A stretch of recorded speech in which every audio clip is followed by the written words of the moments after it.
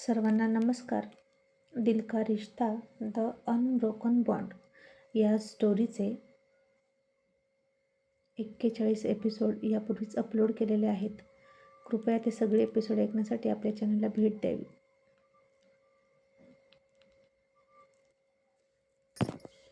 कृष्णाने ज्या गाडीतून श्री सगळ्यांना घेऊन मावशीकडे जाणार होता त्या गाडीचे ब्रेक रात्रीच फेल केले आणि म्हणाला, तुम्हा सगळ्यांना खूप प्रेम आहे ना एकमेकांबद्दल, मग आता सगळे एकत्र देवाघरी जा, नाहीतर एक जण पुढे गेला तर मागे राहणाऱ्याला करमणार नाही आणि ही दिवाळी माझ्यासाठी खूप हॅप्पी असणार आहे. आणि आता सकाळ झाली. कान्हा, सई, ऋतू, श्री लगबग यांची सुरू झाली जायची आणि ऋतूने फराळाने भरलेल्या बॅग घेतल्या आणि गाडीमध्ये ठेवल्या. आणि श्री आज थोडा फॉर्मल कपड्यात डोळ्यांना गॉगल वगैरे लावून आला आणि मस्त दिसत होता. रोजच्या पेक्षा थोडा वेगळा, हँडसम आणि रुबाबदार. आणि ते बघून कान्हा म्हणाला, वा साहेब, तुम्ही तर अगदी हिरोसारखे दिसता की. आणि श्री हसून म्हणाला, आणि तू पण काही कमी नाहीस, तू सुद्धा हँडसम आहेस. आणि त्यावर 4 चांद लावते ती तुझी स्माईल. आणि कान्हा म्हणाला, तुमचं आपलं काहीतरीच, तुम्हाला कायम माझं कौतुकच करावंसं वाटतं. आणि श्री म्हणाला, असं नाही काही, आता खरं खोटं करूया. असं म्हणून त्यानं सईला हाक मारली आणि म्हणाला, सई, मला सांग, तुला कानामध्ये सगळ्यात जास्त काय आवडतं? आणि हा प्रश्न ऐकून सई थोडी गप्प बसली. आणि श्री म्हणाला, अगं बोल, कानामध्ये सगळ्यात जास्त तुला काय आवडतं? आणि सई लाजून खाली मान घालून हळूच म्हणाली, त्याची स्माईल. तसा श्री टाळे वाजवून खूप हसला आणि म्हणाला, ये होईना बात, म्हणजे माझंच खरं आहे. आता चला, असं म्हणून सगळेजण गाडीत बसले. ऋतू आता पुढं बसणार इतक्या श्री म्हणाले, ए ऋतू, अगं मागे बस ना. ऋतू म्हणाली, का? त्या दोघांना मागे बसू द्या, मी येते ना पुढे. आणि श्री म्हणाला, अगं रोजची सवय आहे ना, इथे काना असतो आणि त्यात आम्हाला थोड्या गप्पा पण मारायच्या आहेत. आणि ऋतू हसली आणि म्हणाली, तुमच्या गप्पा कधी संपणार काय माहीत. आणि मग सई, ऋतू मागे बसल्या आणि कान्हा श्रीच्या शेजारी बसला. आणि जशी गाडी त्यांची गेली तसं कृष्णानं त्याच्या रूममधून बघितलं. आता या घराचे दरवाजे तुमच्यासाठी कायमचे बंद आणि स्वर्गाचे दरवाजे उघडे, असं तो म्हणाला.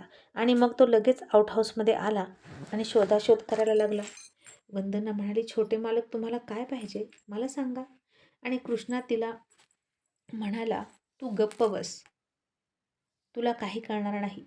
असं म्हणून त्यानं इकडे तिकडे ती फाईल शोधलीच. शेवटी त्या फाईलवर टिचकी मारली आणि म्हणाला, यस, फायनली हॉटेल माझ्या हातात आलं. त्यानं त्यातले पेपर काढून घेतले आणि पटकन त्याच्या कपाटात ठेवले. चावी स्वतःसोबत घेऊन गेला. आणि मी जरा आलोच असं म्हणून तो बाहेर गेला. आणि रश्मिकानं आता त्याच्यावर डाऊट घेऊन त्याच्याकडून चावी घेऊन त्याचं डुप्लिकेट चावी बनवली होतीच अगोदरच. आणि तिनं कपाट उघडलं आणि फाईल बघणार इतक्यात कृष्णा पुन्हा तिथं आला आणि त्यानं तिच्या हातातून ती फाईल ओढून घेतली आणि तिला खूप ओरडला आणि म्हणाला, रश्मिका, ही चावी तुझ्याकडे कशी आली कपाटाची? ती तर फक्त माझ्याकडे आहे. आणि रश्मिका म्हणाली, क्रिश, मी डुप्लिकेट चावी बनवून घेतली. तू एकच चावी आहे आणि तुझ्याकडेच ठेवतोस ना.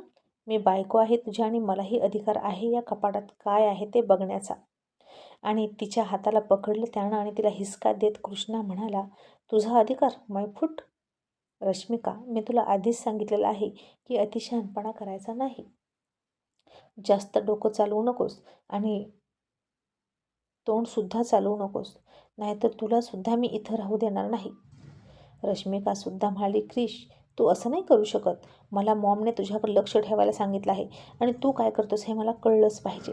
आणि विसरू नकोस, तुझं सत्य मला माहीत आहे. तू जर मला काही नाही सांगितलं तर मी सगळ्यांना खरं खरं सांगेन की तू या घराचा मुलगा. असं रश्मिका म्हणणार इतक्यात कृष्णानं तिचं तोंड दाबलं आणि म्हणाला, मूर्ख आहेस का? अगं तुला काही कळतं का? शांत बस. आणि आता बाहेरून वंदनाच्या कानावर त्यांचं भांडण येत होतं. आणि आता रश्मिका बोलता बोलता का थांबली हे तिला कळलंच नाही. आणि कृष्णा म्हणाला, अगं बाहेर ती कान्हाची आई आहे ना, ती सगळं ऐकेल ना आणि लगेच सांगेल सगळ्याला. आपल्याला रस्त्यावर यायचं आहे का? आणि रश्मिका म्हणाली, मग मला सगळं खरं खरं सांग की तू काय करतोस. आणि कृष्णा म्हणाला, रश्मिका, हे बघ, वेळ आल्यावर तुला सगळं सांगेल. आणि तुला पैसे हवेत का पार्लरसाठी? हे घे, दिवाळी आहे ना, मग मस्तपैकी पार्लरमध्ये जाऊन ये, असं म्हणून त्याने तिला काही पैसे दिले आणि रश्मिका तेवढ्यातच खुश झाली आणि पार्लरला गेली. आणि कृष्णाने विचार केला की आता हे पेपर इथे ठेवायलाच नको, नाहीतर मला माझी ओळख ओपन करण्याची भीती घालून निम्मो हॉटेल या मायालेकी घेतीलच त्यांच्या नावे करून. आणि आता कपाटाची डुप्लिकेट चावीसुद्धा हिच्याकडे आहे. आणि एक चावी तिच्याकडून घेतली तर दुसऱ्या आणखीन पण तिनं करून ठेवू शकलेल्या असाव्यात. त्यापेक्षा हे पेपर बाहेरच ठेवतो म्हणून तो त्याच्यासोबत ते पेपर घेऊन गेला आणि बाहेर कुठेतरी सेफ जागेवर ठेवले. आणि स्वतःलाच म्हणाला, गुड जॉब कृष्णा, शांत राहून तू स्वतःचा खूप मोठा फायदा करून घेतला आहेस. आता आपण 7 स्टार हॉटेलचे मालक आहोत आणि योग्य वेळ आली की तिथं जाऊन कब्जा करायचा. तोपर्यंत जो काही इन्कम आहे तो आपलाच आहे आणि आणखीन बरंच काही नावावर करून घ्यायचं आहे. श्रीरंग पंडित, आजपर्यंत तू माझ्या नावावर एक फुटकी कवडी सुद्धा केली नाही ना, मग आता मी तुला भिकेला लावणार. जर या ॲक्सिडेंटमधून जगला वाचलास तर तुझ्या हातात कटोरा नक्की असणार आणि त्या कंपनीच्या बॉसच्या खुर्चीत मी बसलेला असेल, असं म्हणून तो हसला. आणि आता श्री ड्रायव्हिंग करत होता. त्याच्या आणि कानाच्या गप्पा तर सुरूच होत्या, पण श्री पुन्हा सईची मस्करी करत म्हणाला, सई, तुला राग नाही ना आला मी तुझ्या नवऱ्याला माझ्याजवळ बसवलं त्याचा? नाही म्हणजे तुम्हा दोघांना एकमेकांसोबत बसायचं असेल आणि मी उगीचच कबाबमध्ये हड्डी झालो. सई आता काही बोलतच नव्हती, लाजून गप्प बसली होती. आणि कान्हाने ते ओळखलं आणि श्री म्हणाला, बापरे, सईला खरंच राग आलाय. ए ऋतू, तू पुढे ये बसायला. आणि सई म्हणाली, साहेब अहो असं काय करता, मला नाही राग आला. आणि ती नाराज झाली आणि कान्हा मागे बघून म्हणाला, सई अगं ते मस्करी करत आहेत, लगेच नाराज काय होतेस. आणि असंच मजा मस्तीत त्यांचा प्रवास सुरू होता. आणि आता बास झालं कानासोबत गप्पा. आता कानाला सईजवळ बसू द्यावं, ऋतूला पुढं घ्यावी किंवा आपण मागे जावं आणि कानाला ड्रायव्हिंग करू द्यावी आणि जोडी जोडीने बसूया असं श्रीच्या मनात आलं. आणि तो गाडी थांबवण्याचा प्रयत्न करत होता, पण गाडी थांबत नव्हती. शहर सोडून काही किलोमीटर अंतर गेल्यानंतर हे असं घडायला सुरुवात झाली. आणि तेव्हा श्रीच्या लक्षात आलं की गाडीचा ब्रेक लागत नाही आणि तो अस्वस्थ झाला. तो ब्रेकवर सतत पाय देत होता आणि पंपिंग करत होता आणि त्याला कळेच ना की नक्की गाडीला झालंय काय, गाडी थांबत का नाही. कान्हा म्हणाला, साहेब काय झालं. श्री घाबरून म्हणाला, कान्हा अरे गाडीचे ब्रेक फेल आहेत.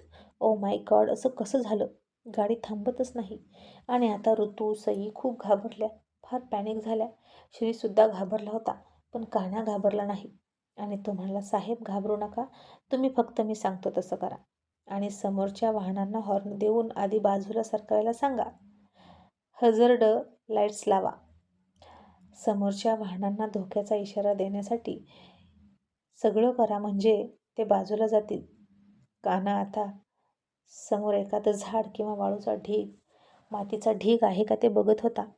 आणि श्रीनं आता कान्हा सांगेल तशी गाडी चालवायला सुरुवात केली.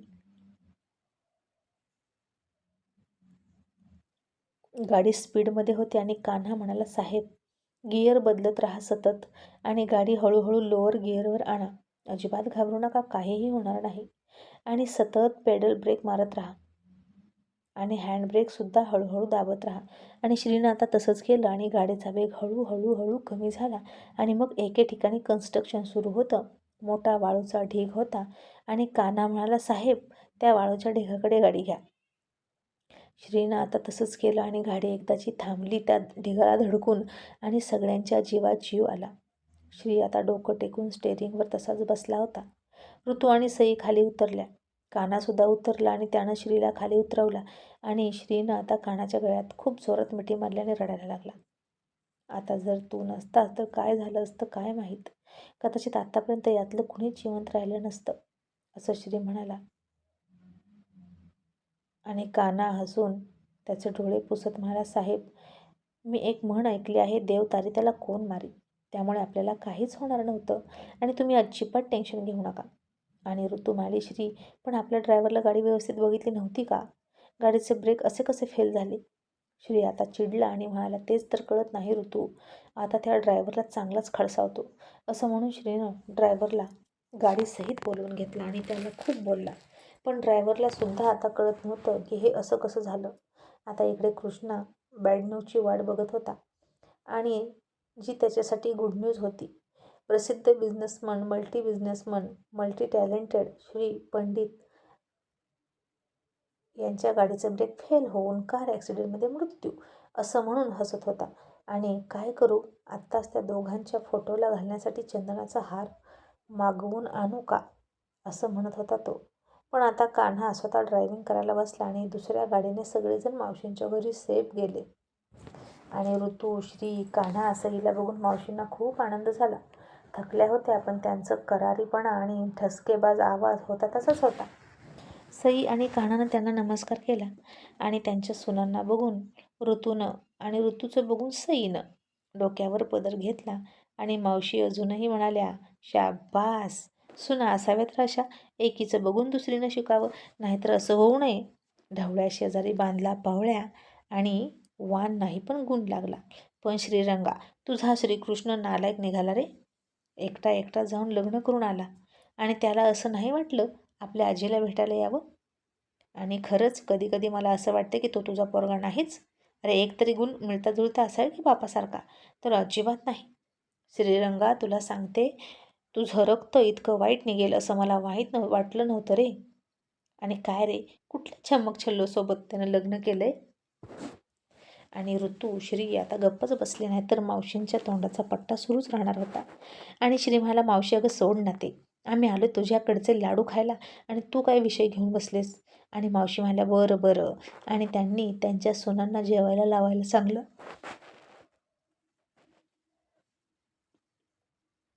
मग जेवण वाढलं आणि इथंही कान्हा श्रीची खाण्याची पिण्याची पद्धत बघितली आणि मावशींच्या सुनांना आश्चर्य वाटलं.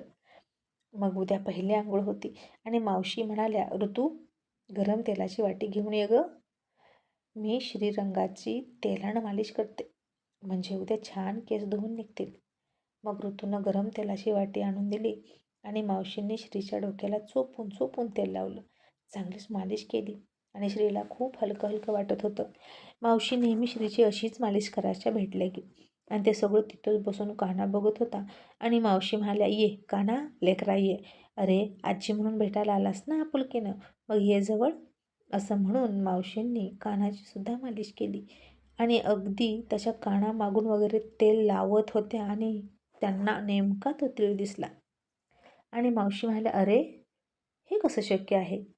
श्री म्हणाला, काय झालं मावशी. मावशी म्हणाल्या, अरे श्रीरंगा, तुझ्या कानामागे जसा तीळ आहे तसा तीळ कानाच्या मागे कसा. आता श्री गेला, त्यानंही बघितलं आणि दोघेही हसायला लागले. ऋतूनं सुद्धा ते बघितलं. आता ऋतूसुद्धा थोडी चकितच झाली आणि तिला श्रीचं बोलणं आठवलं. त्याच्या वडिलांच्या सुद्धा कानामागे असंच तीळ होता. आणि श्री म्हणाला होता की त्यावेळी म्हणाला होता श्री, त्याची ही परंपरा खंडित झाली, कारण कृष्णाच्या कानामागे तीळच नाही आणि हा तीळ कान्हाच्या कानामागे आहे. पण कान्हा तर श्रीचा मुलगाच नाही. आणि ऋतूला आता कसलीच लिंक लागत नव्हती आणि तिने आता जास्त विचारही केला नाही. आणि कुणाच्या दूर दूरपर्यंत लक्षातही नसतं की रश्मीने कधीतरी 25 वर्षापूर्वी अशा मुलांची अदलाबदल केली. आणि श्रीने ते सगळं सहजावरी घेऊन म्हणाला, मावशी अगं, या तिळाचं काय घेऊन बसलीस. आणखीन काय काय गोष्टी आमच्या सेम आहेत सांगू का. तुझे लाडू आवडतात म्हणून तर इथं आले दोघेही पळत पळत. आणि मावशी म्हणाल्या, असं होय, मग खा की पोटभर, जाईपर्यंत खा. मग आता ऋतू आणि श्रीसाठी वेगळी खोली, कान्हा सईसाठी वेगळी खोली दिली. आता रूममध्ये त्या दोघांनाच एकांत होता. तरीसुद्धा कान्हा जवळ येईल की नाही अशी सईला थोडी शंका होती. लग्न झाल्यापासून कान्हा सईला त्या हेतूने बायको म्हणून हात लावला नव्हता. आणि आता सई अशीच खिडकीतून बाहेर बघत होती आणि थंड वारा अंगावर घेत होती. तो थंड वारा तिच्या अंगाला झोंबत होता आणि ती दोन्ही हाताने स्वतःलाच मिठी मारत होती.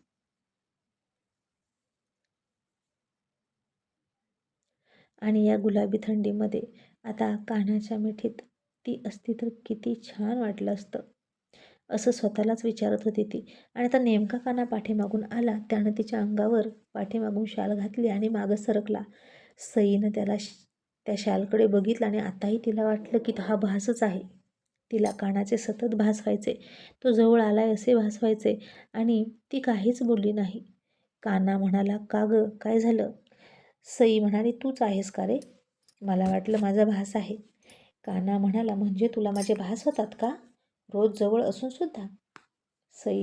आणि आता सई थोडीशी उदास झाली आणि म्हणाली, कान्हा, आपण जवळ तर आहोत, तरीही एकमेकांच्या किती दूर आहोत हे तुला चांगलंच माहीत आहे. मग भास होणार नाहीत का? तुझ्यासाठी वेडी आहे मी आणि अशा वेळी तुझ्यापासून दूर राहणं खूप अवघड आहे. पण असू दे, माझी तुझ्याबद्दल काहीच तक्रार नाही, कारण यामध्ये तुझा काहीच दोष नाही. मीच लग्नाचा हट्ट केला. आणि मग कान्हा म्हणाला, सई आणखीन थोडे दिवस. हे बघ, स्वतःचं मोठं घर घेणं नाही झालं तरी एखादा 2 BHK फ्लॅट तरी घेऊया भाड्यानं.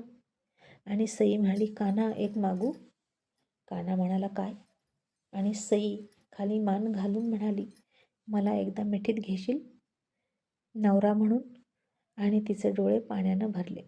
वरवर ती कितीही दाखवत असली की तिला दुःख होत नाही, पण तिला कान्हा हवा होता, ज्याच्यावर आपण इतकं प्रेम करतोय. तो का नको असेल? आणि आता कान्हानं तिला घट्ट मिठी मारली आणि तिच्या ओठांवर ओठ टेकवले आणि सईच्या डोळ्यातून विरहाचे अश्रू गळाले आणि तिनं आता त्याला दूर ढकलला आणि चिडून म्हणाली, दूर हो, कशाला माझ्याजवळ येतोस? अजिबात जवळ येऊ नकोस. कान्हा म्हणाला, अगं असं काय करतेस? एवढं तरी येऊ दे ना जवळ. एवढं होऊ शकतं आपल्यात. सई म्हणाली, कशाला? मग मला धीर धरवणार नाही आणि मग तुझं नाही ऐकलं म्हणून तू चिडशील. मी तुला फक्त एक छोटी मिठी मार म्हटलं होतं. तिकडे घरी तर तू साधा हातसुद्धा पकडत नाहीस. आणि कान्हा म्हणाला, सई, हे सगळं करत बसलं तर कंट्रोल नाही होणार गं, म्हणून मी दूर राहतोय तुझ्यापासून. मला तरी आनंद होतोय का तुझ्यापासून दूर राहायला, सांग बरं? आणि सई म्हणाली, मला नाही माहीत, पण आता जवळ यायचं असेल तर कायमचा ये, नाही तर तोपर्यंत दूर राहा. लग्न केलं नाही, तुझ्याशी हट्ट करून तुझ्याशी लग्न केलं ना मी, मग त्याची शिक्षा मिळू दे मला. आज गाडीचे ब्रेक फेल झाले होते आणि जर काही झालं असतं आपल्याला तर तुझ्याशी मिलन करण्या वाचूनच मी गेले असते. म्हणून कान्हा, लवकर काहीतरी कर, असं म्हणून ती त्याच्यापासून दूर जाऊन झोपली. कान्हासुद्धा निराश झाला आणि आता दरवाजाच्या बाहेर कान्हाला आणि सईला तुम्हाला ही खोली कम्फर्टेबल आहे का हे विचारण्यासाठी आलेल्या श्रीनं ते बघितलं, ऐकलं आणि आता या दोघांना एकत्र आणण्यासाठी काहीतरी केलं पाहिजे असं म्हणाला. मग दुसऱ्या दिवशी पहिली आंघोळ होती. मावशींची दोन्ही मुलं दादू, महादू, श्री आणि कान्हा सोफ्यामध्ये बसले आणि त्यांना उठणं लावण्यासाठी सगळ्याजणी आल्या. कान्हाला उठणं लावताना सई खूप लाजत होती. त्याच्या उघड्या शरीरावरून हात फिरवताना ती भान हरवून गेली होती आणि तिच्या बोटांचा मोरपिसासारखा हळूवार स्पर्श झाला आणि कान्हासुद्धा आतून बाहेरून शहारला. आता हे तर असंच होणार होतं जोपर्यंत मिलन होत नाही तोपर्यंत. मग श्रीने सगळ्यांसाठी आणलेले गिफ्ट दिले आणि सगळ्यांची छान दिवाळी साजरी झाली. आणि इकडे कृष्णा मात्र ज्या न्यूजची वाट बघत होता ती मिळालीच नाही आणि त्यानंच आता न राहून फोन केला श्रीला आणि श्रीनं फोन उचलला आणि त्याचा आवाज ऐकून कृष्णाला कळलं की सगळं व्यवस्थित आहे. आणि श्री म्हणाला, कृष्णा, का फोन केला होतास? आणि कृष्णा पुन्हा खोटं बोलत म्हणाला, डॅड, तुम्ही सुखरूप पोहोचलात की नाही हे बघण्यासाठी फोन केला होता. आणि आता हे ऐकून श्री म्हणाला, अरे वा, तुला आमची काळजी आहे म्हणायचं. अरे, जिवंतपणीच आम्हाला मारून आमच्या संपत्तीचा मालक बनण्याची स्वप्न बघणारा तू, तुझ्या तोंडातून हे शब्द चांगले वाटत नाहीत. आणि कृष्णानं आता चिडून फोन खाली ठेवला आणि म्हणाला, हो हो, तुला मारायचंच आहे मला श्री पंडित. तू किती पण टोमणे दे मला, आता ऐकून घेतोय, पण लक्षात ठेव, तू माझा बाप नाही आणि मी तुझा मुलगा नाही, त्यामुळे मला मारलेल्याचं गम मला नाही. मग आता सगळे परत आले. पुन्हा सगळ्यांचं रुटीन सुरू झालं. ऑफिससुद्धा सुरू झालं आणि त्या ऑफिसमधल्या पडलेल्या फायली बघितल्या आणि श्री म्हणाला, हे काय, ऑफिसची ही अवस्था, ते ऑफिस बंद असताना कोणी केली? कान्हा म्हणाला, साहेब, असं वाटतं की कोणीतरी काहीतरी खूप महत्त्वाचं शोधत होतं. आणि श्री म्हणाला, जास्त तर्क काढत बसण्यासाठी CCTV बघूया ना. आणि त्यांनी CCTV बघितला आणि त्यांना कृष्णा दिसला वेड्यापेशासारखा फायली शोधताना. आणि श्रीला आठवलं एका फायलीसाठी तो खूप मागे लागला होता. आणि काय असेल त्या फाईलमध्ये जी कृष्णाला हवी होती. श्रीनं कृष्णाला बोलवलं आणि म्हणाला, 6 दिवसांपूर्वी रात्री इथे तू का आला होता कृष्णा, ते मला कळेल का?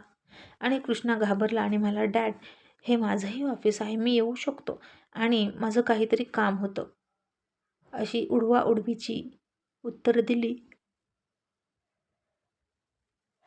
आणि निघून गेला. आणि श्री म्हणाला, तुझ्याकडून चांगुलपणाची अपेक्षा नाहीच, जा तू. आणि सुटलं म्हणून कृष्णा उद्धटपणे बोलून फाडफाड बोलला आणि निघून गेला. मग आता असेच आणखीन काही दिवस गेले. सई काना अजून दूरच होते आणि निरंजनची ॲनिव्हर्सरी पार्टी होती आणि त्या पार्टीसाठी सगळ्यांना निमंत्रण होतं. कृष्णा आणि रश्मिका सोडून सगळ्यांना बोलवलं होतं. निरंजनला ते दोघे अजिबात आवडत नव्हते. पार्टी एका मोठ्या हॉटेलमध्ये होती आणि पार्टीमध्ये निरंजन खूप ड्रिंक करून बसला. त्या ड्रिंकमध्येच तो त्याच्या मुलीविषयी बडबडायचा. कानन त्याला सावरला आणि म्हणाला, सावरा साहेब स्वतःला, जे झालं ते झालं. त्या गोष्टीचं दुःख आता उगाळत बसू नका. निरंजन आता नशेमध्ये रडत होता आणि सीमा म्हणाली, काय करू श्रीभाऊजी, तुम्हीच सांगा. कधी कधी मला असं वाटतं की कुठली तरी एखादी नकली मुलगी आणावी आणि हीच तुझी मुलगी आहे जान्हवी, की तुझी जानू, असं सांगावं निरंजनला. असं वाटतं तेव्हा तो दुःख वाटून घ्यायचं बंद करेल. भाऊजी, 20-21 वर्ष झाली आता त्या घटनेला, जेव्हा आमची जानू हरवली होती आणि फक्त 6 महिन्यांची होती. आता कुठे सापडायची होती. निरंजन ही वस्तुस्थिती समजून घेतच नाही, सतत त्रास करून घेतो स्वतःला. श्रीमाला, वहिनी तुम्ही काळजी करू नका, मी समजवतो त्याला. आणि आता पार्टी संपली. निरंजनला अजिबात तोल सावरता येत नव्हता.